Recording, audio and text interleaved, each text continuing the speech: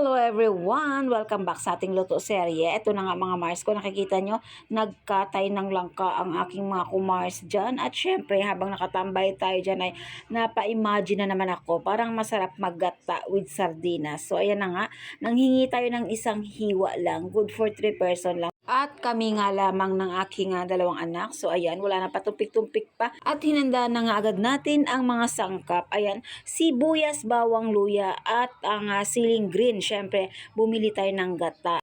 At isang pirasong dilatang sardinas. At ayun na nga, dahil konti lang naman talaga siya at para maubos agad. Kasi last time na nagluto ako may parang napadami. So sayang lang, madaling mapanis sa init ng panahon ba naman.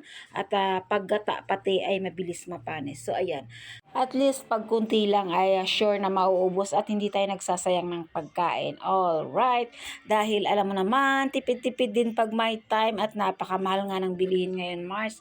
So ayan, ginisa na nga natin sa sibuyas, bawang at luya ang ating sardinas na isang piraso lang, isang dilata, at durug-durugin lang natin maigi yan. At syempre, ilagay na natin ang ating ginayat na langka. Yung ating langka ay medyo magulang na.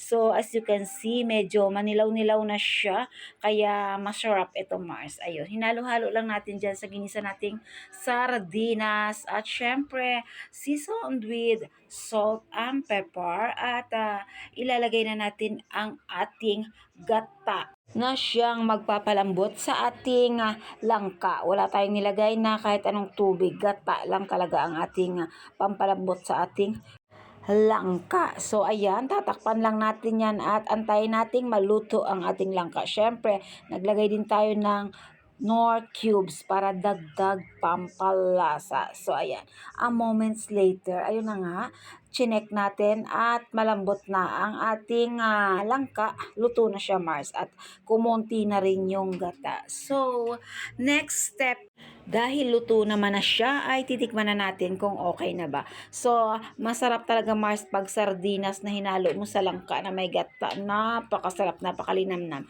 So ayan na nga, dahil okay na mga mari ko, ay ita-transfer na natin siya sa ating mangkok at ready to serve na yan para sa ating pananghalian. Ito na po yung aming ulam for lunch. At syempre, magsasandok na ako at mag-prepare na ng aming pananghalian.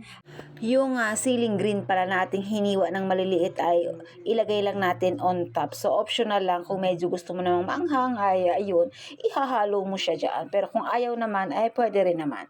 So ayan, optional nga siya, Mars. At hanggang dito na lamang mga mari ko. Thank you so much sa panonood ng aking video. At kung nagustuhan mo nga ito, paki-like, comment down below at paki-share ng ating video and follow for more para ma-update kayo sa ating next Loto serye. Thank you so much and have a great day everyone!